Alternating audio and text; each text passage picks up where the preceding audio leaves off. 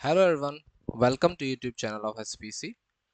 हम लोगों ने वेक्टर एनालिसिस को पूरी तरीके से पढ़ लिया है। आज हम लोग क्या करने वाले हैं, उस एनालिसिस पे कुछ क्वेश्चंस को लगाएंगे। तो हम लोग लेते हैं कुछ क्वेश्चन। क्वेश्चन हमसे कह रहा है कि क्या कह रहा है, ए बी सी डी एक पैरेललोग्राम है। A B C D is a parallelogram, ठीक। और हमसे कह रहा है कि शो करिए A C plus B D equals to 2BC। और दूसरी चीज कह रहा है, प्रूव करिए AC minus b D equals to 2AB। ठीक, क्या करें हम लोग। ABCD पैरेललोग्राम है, सबसे पहले तो बनाते हैं एक पैरेललोग्राम। तो हमने पैरेललोग्राम बनाया एक।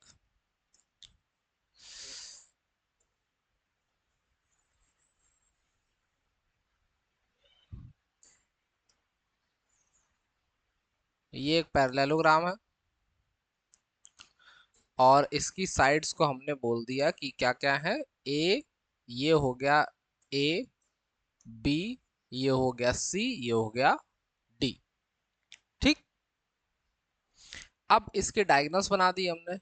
ये कौन है, ए सी। ये कौन है, बी डी। बहुत ही गंदा बीडी बना है। ये कौन है, बी डी।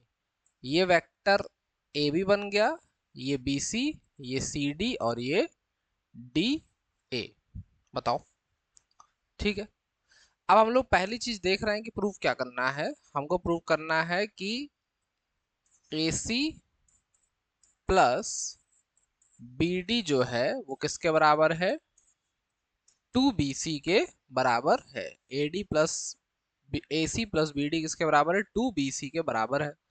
तो हमने LHS उठा लिया। LHS उठाया। LHS क्या है अपना, AC plus BD, AC plus BD। ठीक, अब इस डायग्राम को देखो कि AC कौन है, ये है। एक वेक्टर है AB, एक वेक्टर है BC और ये कौन है, थर्ड साइड AC। तो हम लोगों ने triangle law of vector addition पढ़ा था।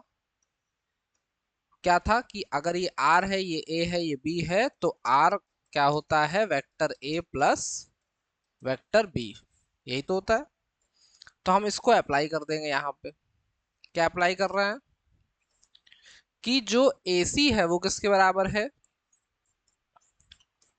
AB vector plus BC vector के। अब BD पे आओ। BD, ध्यान से देखो, BD, तो BD क्या होगी, BC plus CD। BC plus CD। बताओ, इसमें कोई दिक्कत नहीं। अब एक बात बताओ कि अगर हम लोग ध्यान से इसको देखें तो हमको दिख रहा है कि ये ए बी है, ये बी सी, और बी सी कितने हो गए, 2BC प्लस इस सी डी को ध्यान से देखो। पैरेललोग्राम की साइड कैसी होती, बराबर। माने इन दोनों का मैग्नीट्यूड क्या होगा, सेम। लेकिन डायरेक्शन कैसी है, अपोजिट।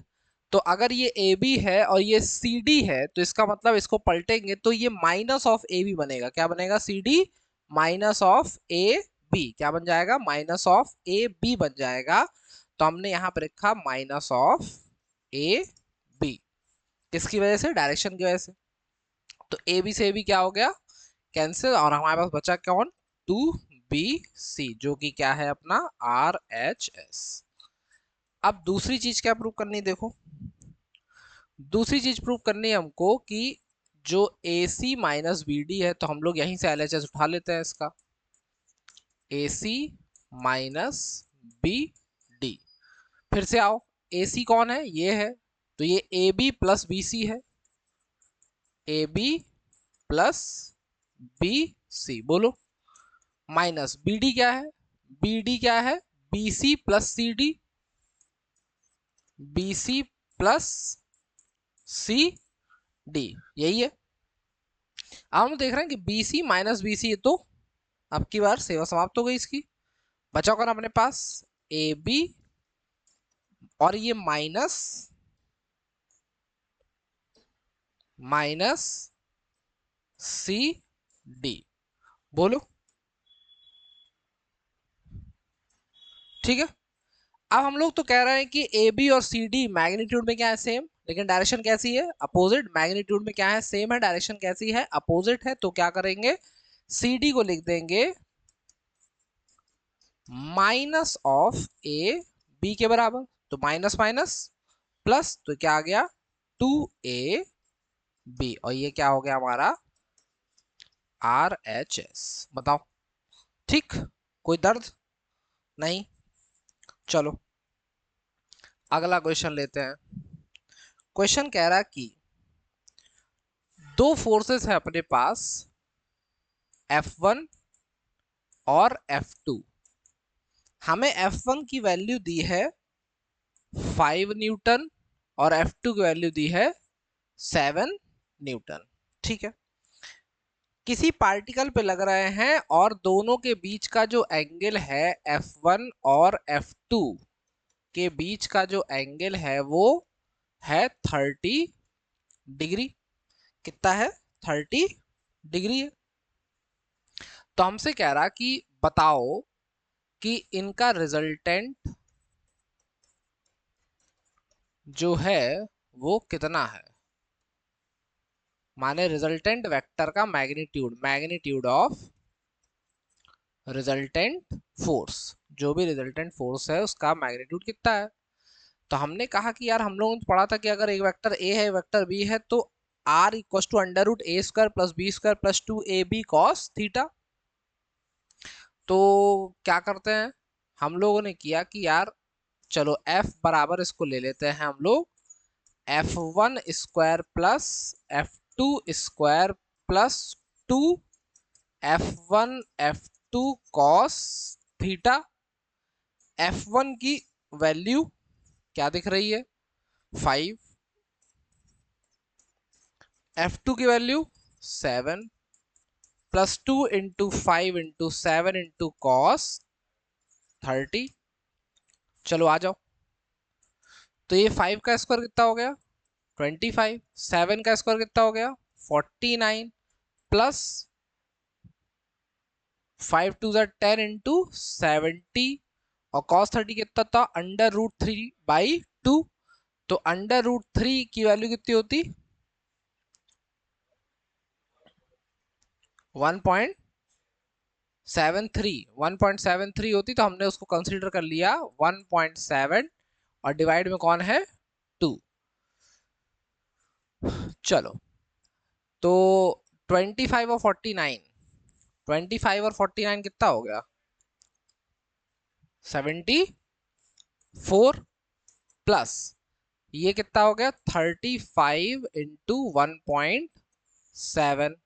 अब हमें करना है इसको सॉल्व, कि इसको सॉल्व करेंगे तो हमारा जो वैल्यू होगी वो कितनी आएगी।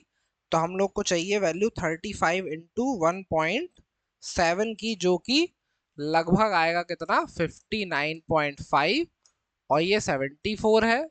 अब इसको ऐड कर लो 74 के साथ।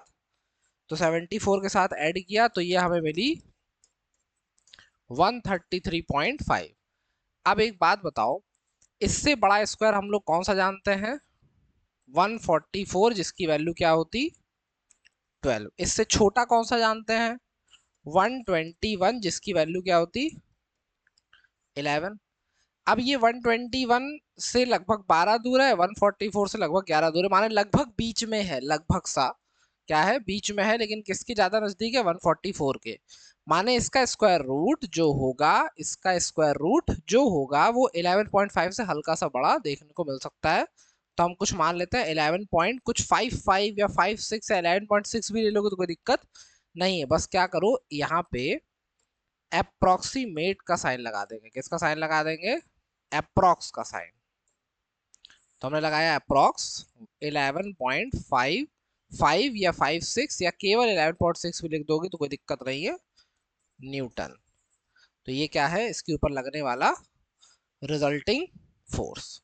ठीक, माने आसपास की वैल्यू निकालनी आनी चाहिए। चलो अगला क्वेश्चन देखते हैं। अगला क्वेश्चन हमने उठाया कि दो फोर्स है, फिर से अपने पास क्या है, टू फोर्सेस हैं हुज मैग्नीट्यूड्स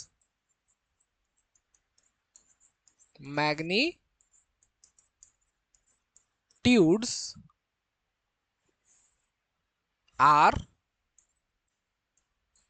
इन रेशियो 3:5। इक्वालिटी क्लियर है? हाँ क्लियर है।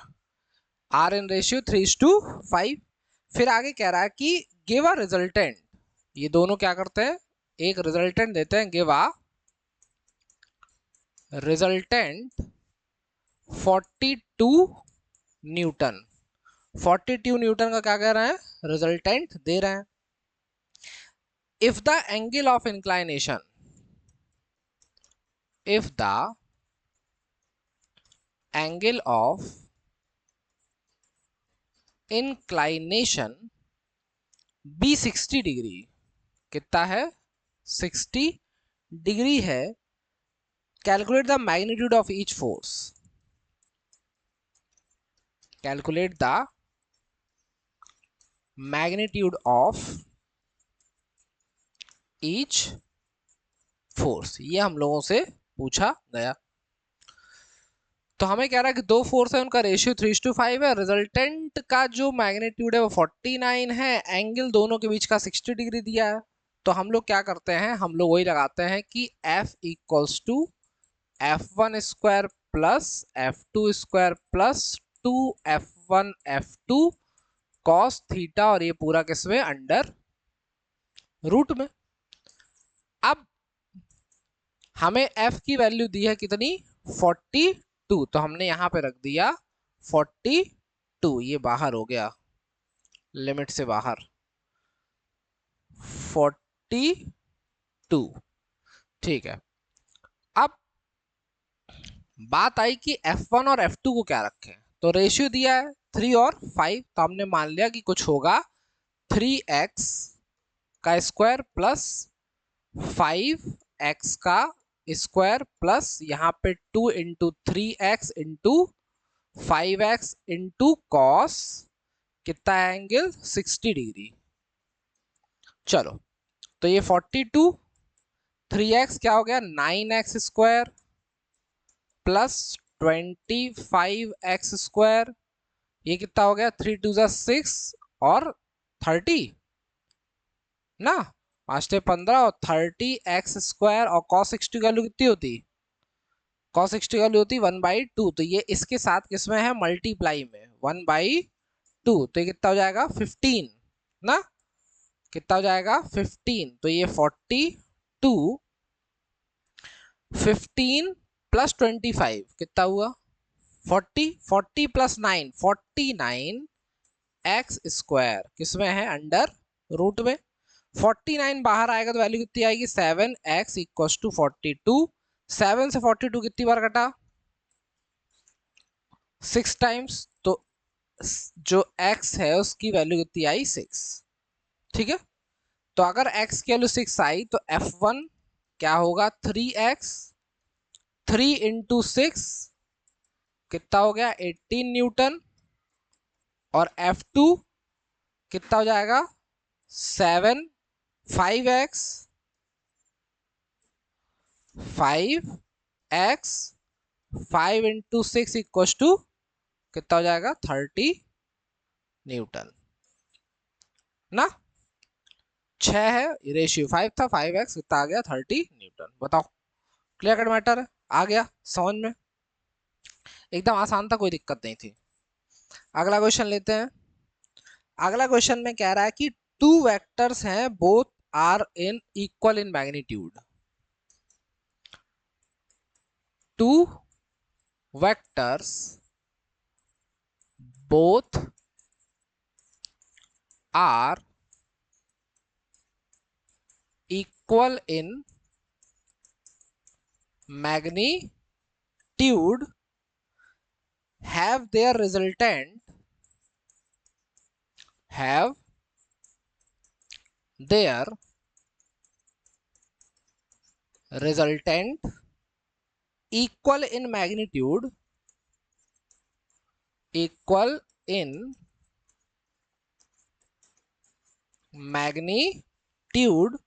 of the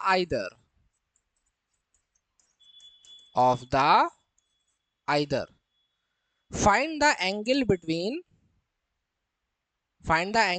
the two vectors. Find the angle between the two vectors.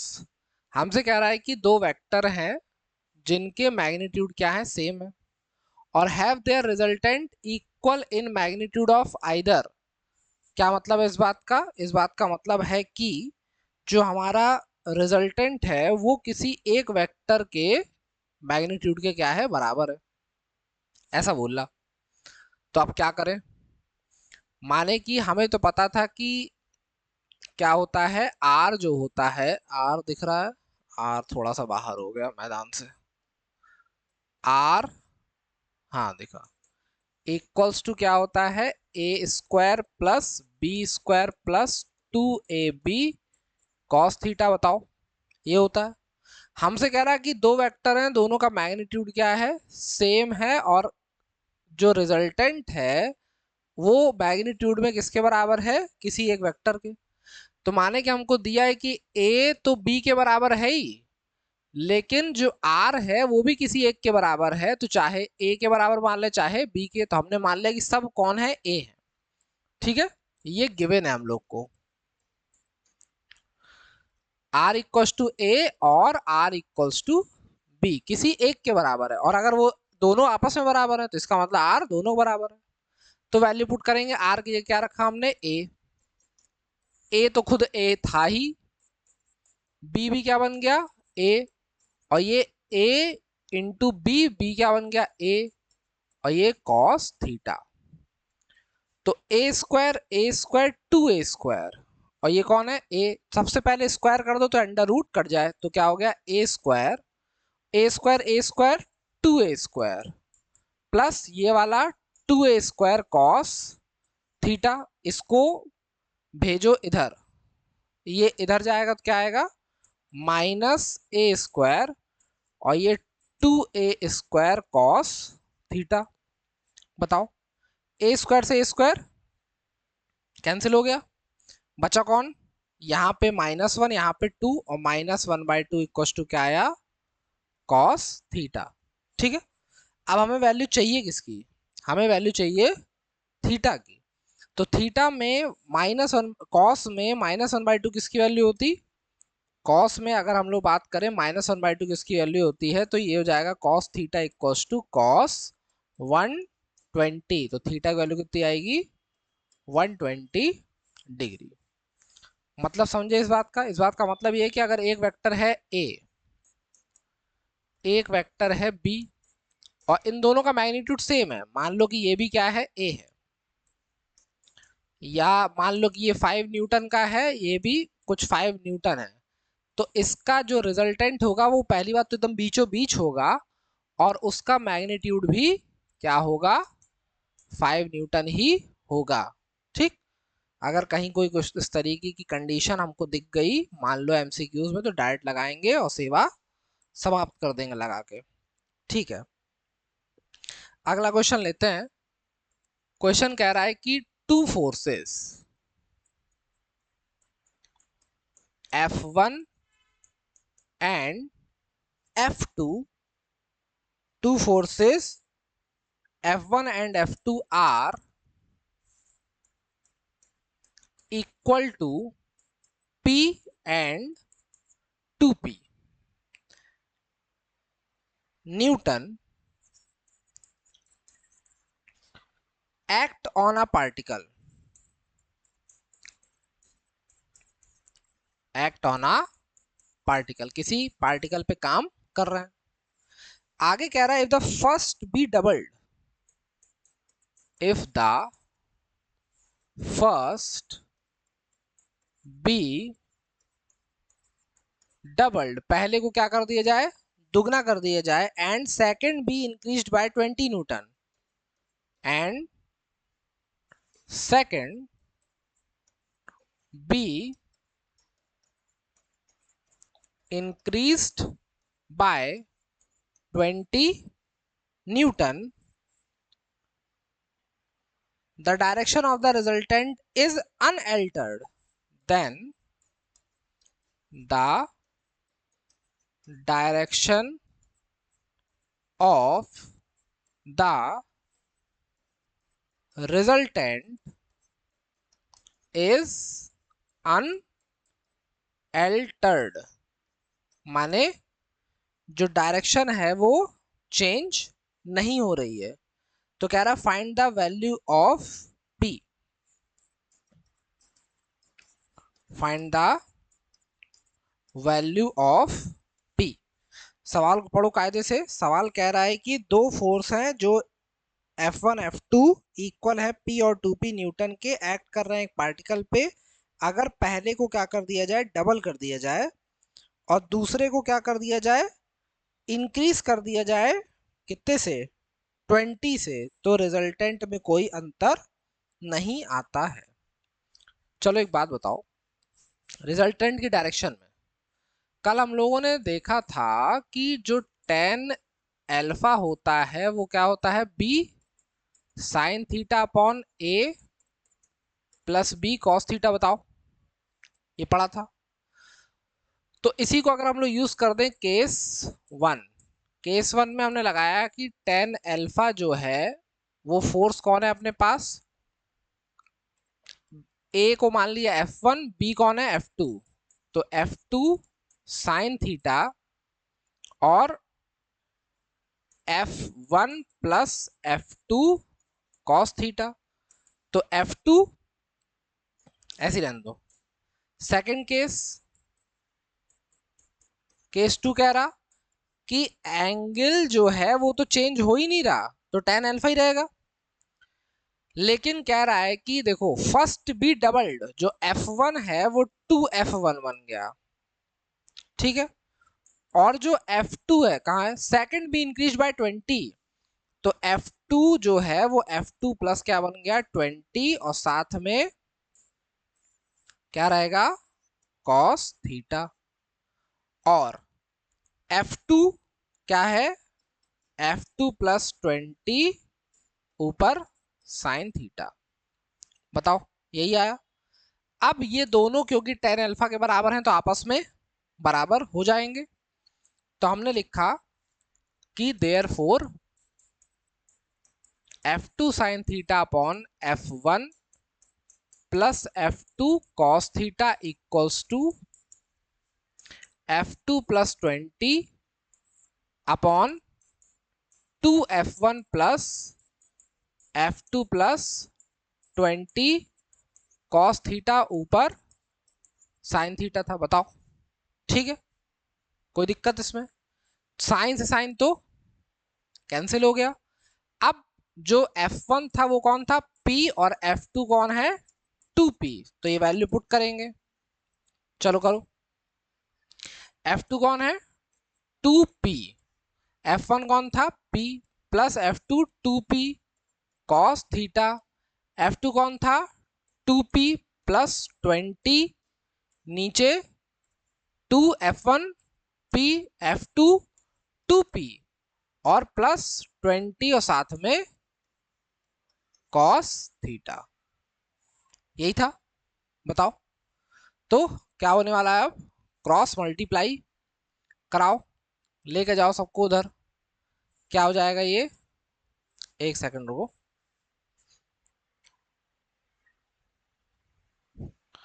चलो हम करा रहे हैं क्रॉस मल्टीप्लाई, तो क्या हुआ 2P क्या बन गया ये 4P स्क्वायर, फिर ये गया क्या हो गया 4P स्क्वायर साथ में कॉस स्क्वायर थीटा ना, कॉस स्क्वायर नहीं,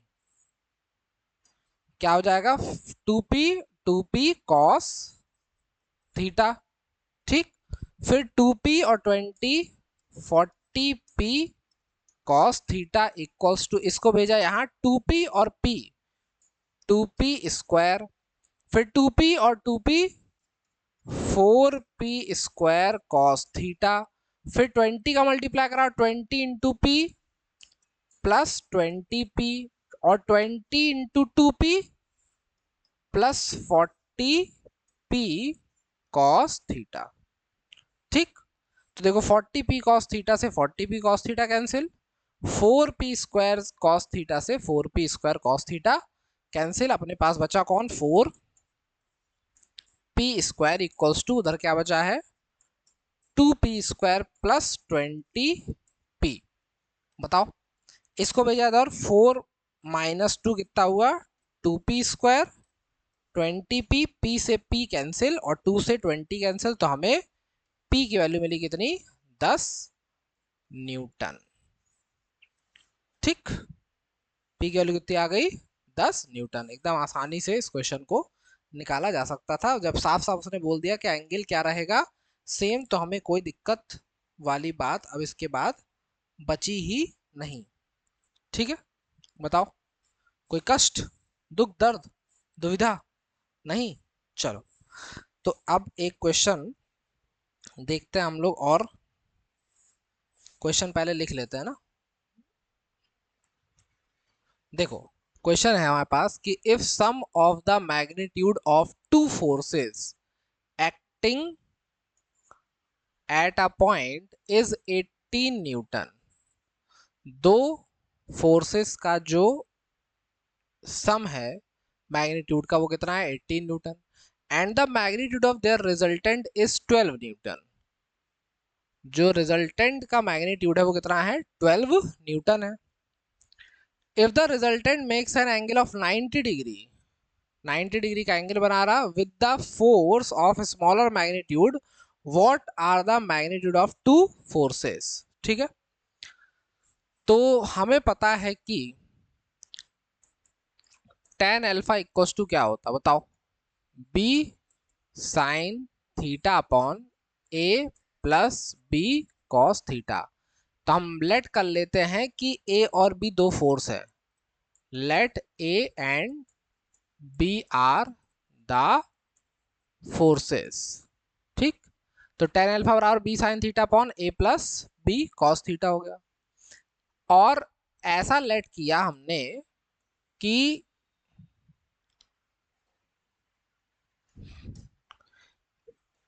a को मान लेते हैं कि क्या है छोटा है, दोनों में a कौन है छोटा है।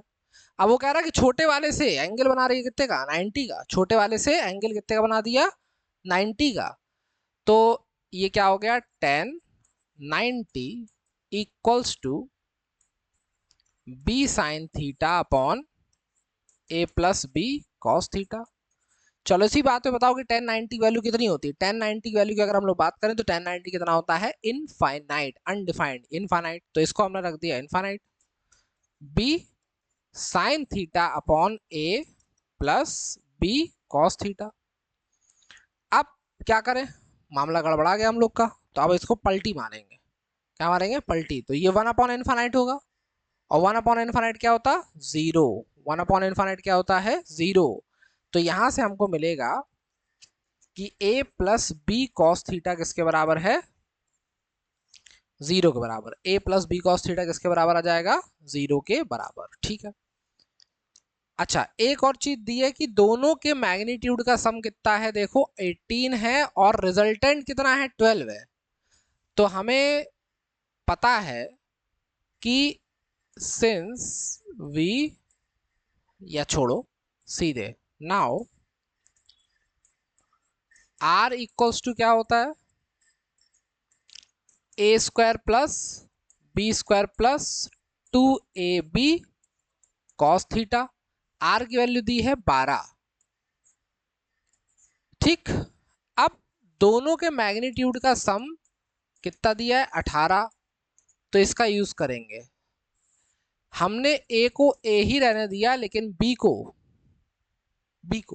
क्या लिख दिया 18 माइनस a, 18 माइनस ए, बोलो, प्लस 2a। ध्यान से देखो, अभी हम लोगों ने कुछ निकाला था। क्या निकाला था? हम लोग निकाला था ये कि a plus b cos theta कितना है? 0। इसका मतलब b कॉस थीटा किसके बराबर है? माइनस ए के बराबर। b कॉस थीटा किसके बराबर है? Minus a. तो इसको यूज करेंगे, ये कौन हो जाएगा? Minus a. तो सिंस इसको यूज किया and b cos theta equal to क्या पुट किया? Minus a. चलो, तो ये हो गया 12। ये अंडर रूट में ए स्क्वायर प्लस 18 का स्क्वायर 324, ठीक है, प्लस ए स्क्वायर माइनस 36a, और ये कितना हो जाएगा? माइनस 2a स्क्वायर ना। अब होल स्क्वायर कर दो तो ये हो जाए 144। ए स्क्वायर स्क्वायर 2a स्क्वायर, और वो 2a स्क्वायर था तो ये कैंसिल हो गया, तो इसको डायरेक्ट कैंसिल कर दो, सेवा समाप्त हो गई इसकी। बचा कौन? 324, और यहां कौन बचा था? Minus 36a। तो इस 36a को भेजो यहां, इसको भेजा वहां। 324 माइनस 144, कितना बचेगा? 4 में से 4 गवा 0, 12 में से 4 गया 8, और 180 ना। सही माइनस किया ना हम लोगों ने? हाँ। चलो, तो अब बारी आई कि ए की वैल्यू कितनी आ रही, तो 180/36, ठीक है। तो 6 से कितनी बार कट रही? सीधे कट रहा 5 बार, 36 पंजे 180। तो ए की वैल्यू कितनी आ गई? 5। अब हमें तो पता था कि a प्लस बी कितना है? 18। तो अगर a 5 आ गया तो plus b equal to 18। B की वैल्यू कितनी आ गई? 18 माइनस 5 कितनी? 13 न्यूटन। तो दोनों फोर्स की वैल्यू आ गई 5 न्यूटन और 13 न्यूटन। ठीक, समझ में आएगी बात? कोई दिक्कत इसमें नहीं? ठीक है। अब मान लो कि कोई क्वेश्चन तुमको दे कि एक ऑब्जेक्ट है जो पहले ईस्ट में जा रहा है ना। एक तरफ ईस्ट पे क्या हो रहा है? क्वेश्चन दे रहा है कि एक ऑब्जेक्ट है जिसपे साइमल्टेनियसली दो वेलोसिटीज गिवन है, ठीक। यहां मान लो दिया 30 मीटर पर सेकेंड टुवर्ड्स ईस्ट, और ये कौन होता है? नॉर्थ। इस पे दिए 40 मीटर पर सेकेंड। तो रिजल्टेंट तुमसे पूछा कि रिजल्टेंट जो वेलोसिटी होगी उसका मैग्नीट्यूड कितना होगा। तो कितना आसान है ये, दोनों 90 डिग्री पे दिख रहे हैं, ये ईस्ट और वेस्ट, ईस्ट और नॉर्थ, सॉरी ईस्ट और नॉर्थ किस पे? 90 डिग्री पे। 90 डिग्री पे, तो इसका मतलब क्या होता है? सीधे हमको क्या लगाना है? A square plus B square लगाना है। तो ये कितना हो जाएगा? 30 का स्क्वायर, ये 40 का स्क्वायर, 30 का स्क्वायर 900, 40 का स्क्वायर 1600, कितना आया? 2500। तो 2500 माने 50 मीटर पर सेकेंड। कौन होगा? आर। और ये आर का डायरेक्शन कहाँ होगा? कहीं इस तरफ, माने नॉर्थ ईस्ट में। जो आर का डायरेक्शन होगा वो कहाँ होगा? नॉर्थ ईस्ट की तरफ। अच्छा, तुमसे कहे कि आर का डायरेक्शन ही बताओ, तो तुमने कहा कि अच्छा ये तो भाई साहब परपेंडिकुलर है ना। तो tan अल्फा क्या होता है? Perpendicular upon base. तो परपेंडिकुलर पे कौन है? 40, बेस पे कौन है? 30 है।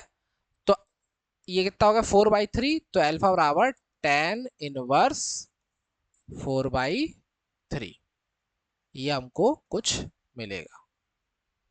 ठीक है, बताओ, कोई दुख दर्द कष्ट होगा इसमें? तो नहीं। चलो, तो ये हो गई हमारी कहानी।